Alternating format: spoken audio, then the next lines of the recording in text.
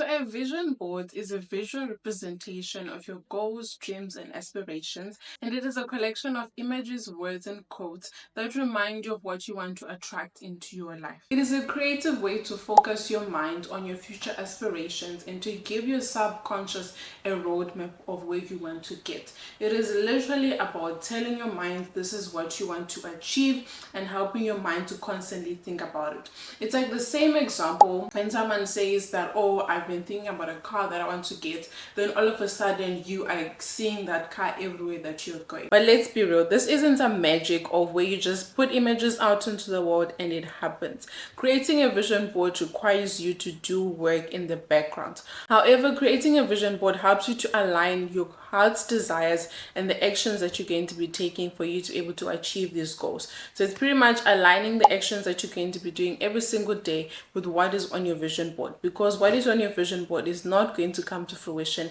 if you're not putting work behind it. But before you start cutting and pasting all these pictures, there's an important thing that you have to do before you create your vision board, and that is doing reflection. There's an author called Cornel West who wrote that you can't move forward without looking back. So essentially, this is about sitting down and writing down what happened in the previous year. What were the goals and New Year's resolutions that you wrote in the previous year?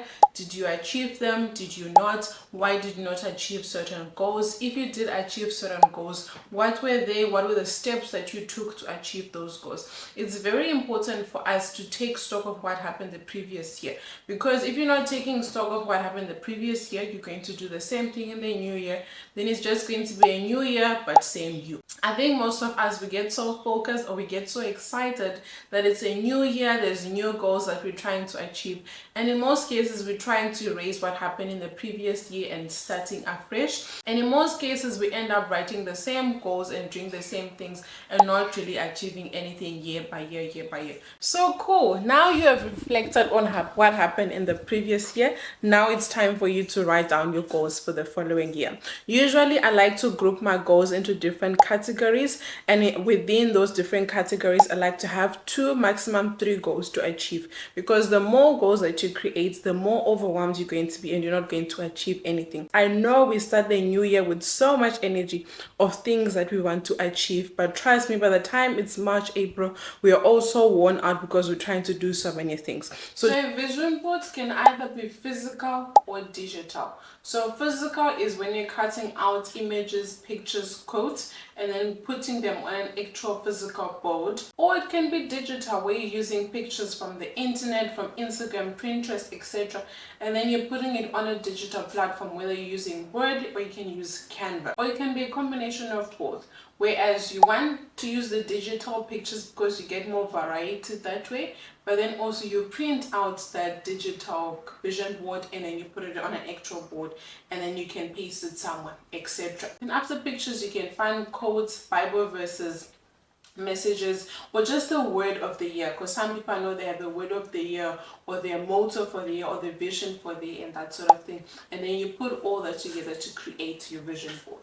And for the power of creating a vision board, for it to work, you need to put your vision board somewhere where you're going to see. Because the more that you're seeing your vision board, the more powerful it is going to be for you. Because if you're seeing something regularly, you're going to remind yourself, oh, I'm supposed to be accomplishing this, and this is what I'm supposed to be doing. So you can put it up in your wall in your house as part of the artwork or the decor for the house. Or if you want it to be more private, you can put it in your bedroom. I know some people have like a prayer corner where they put their vision board, or you can make it the background of your desktop or the wallpaper of your desktop. It just needs to be somewhere where you're going to see it regularly, so that it is a visual reminder to yourself of the goals that you have planned for the following year. So you've done everything that you expected to do. You've put the pictures together, you've put the quotes, the verses, etc. But here's the reason why your vision board always fails you year after year.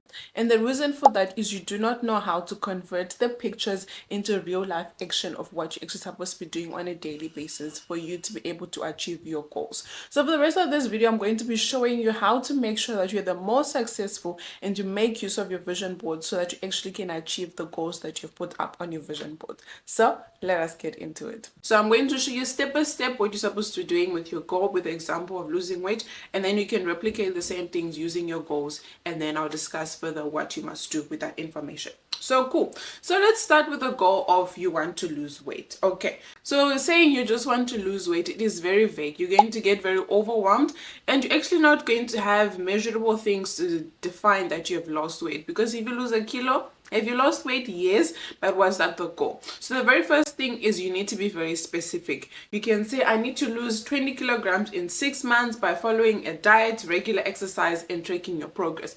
Okay, so after you've made sure that your goal is specific, you need to make sure now it's measurable. This means that you need to have benchmarks of saying, at this point, I must be at this place. If I'm not at this place, I'm not making progress. If I have reached that place, I am making progress. Then the next thing is you need to make sure that it is actually attainable. So you need to make sure that you're not making your goal difficult for you to achieve. For example, trying to say I want to lose 20 kilograms in 3 months. So you need to make sure that the time frame that you're giving yourself, it is enough, and also that you're not making the goal too big for you to be able to achieve in the time frame that you have given yourself. So you need to make the goal realistic and attainable, and then you can define exactly how you're going to make that goal attainable, making sure that you're exercising half an hour every single day, having a good support system, making sure that you speak to a dietitian to help you with your diet and that sort of thing. And then the next thing is you need to make it relevant. The reason why most goals fail is that you're trying to be someone that your values do not align with. So for example, if you're happy with your weight, giving yourself the goal of losing weight, if that is not something that relates to you, something that's not related to your personal values, you're not going to be motivated to want to do that goal, and you're not going to have a reason to do that goal. Because if it's not linking to who you are as a person, you're not going to have motivation to do it. So you need to ensure that the goal aligns with your personal values and your priorities, and this will help you to increase the energy levels, to boost your confidence, and this will be what gives you the motivation to be able to accomplish that goal. And then the very last thing I've already spoken about is obviously it needs to have a time frame. You need to have deadlines and checkpoints. So you need to say, okay, in month 1 I need to be at this weight, by month 2 I need to be at this weight, etc., until you get to the goal that you want to achieve. So as most of you would have realized, this is what SMART goals are. Making sure that your goal is specific, it is measurable, it is attainable, it is realistic, and it is time specific. And doing this process allows you to be able to define exactly what the goal is supposed to be, how much time you need to achieve that goal, what are the specific deadlines that you're supposed to have for this goal, and what are the checkpoints that you need to have. And as a result, when you take these checkpoints, you then turn them into quarterly, monthly, weekly, daily tasks, what you're supposed to be doing, so that your big goals do not overwhelm you by thinking, oh my gosh, I need to lose 20 kilograms. How am I going to do this? If you break it down into small stuff, it becomes easier to manage. Then you just know you're dealing with stuff on a daily basis. On a daily basis, you just know it's about making sure that I'm eating my food according to my meal plan, I'm exercising every day, I'm drinking water, I'm doing enough sleep. It's just 4 things that you need to manage. So I really hope this makes sense, and you can literally do this for every single goal that you have, just to break it down into its basic level of what you're supposed to be doing every day. And then it just makes it easier for you to be able to keep track of what's happening with your goal without feeling so overwhelmed.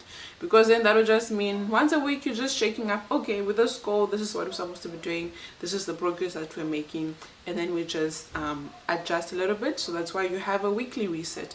Then once a month, literally for 30 minutes, okay, this is the goals that I have, okay, we are adjusting this and this, cool, let's continue with the progress. And then every quarter you adjust, okay, are we making progress with any of these goals? If yes, if no, how can we adjust it? So yeah, definitely comment down below and let me know what is the most important goal that you want to achieve this year. For me, I know it's definitely being more consistent on social media, posting more, etc. So I'll be very excited to hear what you guys have in store for you guys down below. And then the last thing that I want to speak about is setbacks. Yes, you might have all these plans of the things that you want to achieve regarding your goals, but setbacks are going to happen, whether that's an unexpected event in life. You have a baby, you get sick, you travel, all of these things might affect your goals, and it's okay. That is why you have weekly, monthly, and quarterly check-ins to say, okay, this event has happened, it's going to adjust my goal a little bit, but make sure that you're not overloading the future because of things that have happened in the past. Yes, if you've gotten sick and now you couldn't exercise, it's okay. You don't have to now exercise twice a day to make up for that time. We can just continue with the exercise program that you have, and then your goal might have to be delayed a little bit and that sort of thing. And then the other thing is, it's okay if you need to make adjustments to your goal. If you have planned for something and then you just know this year it's not going to happen because of different circumstances, it's okay to say this goal will not be achieved. I can do what I can to prepare for the future and that sort of thing. And then the last thing is, you need to be aware that obstacles are going to happen, and you need to have a plan of what are you going to do when these obstacles arise.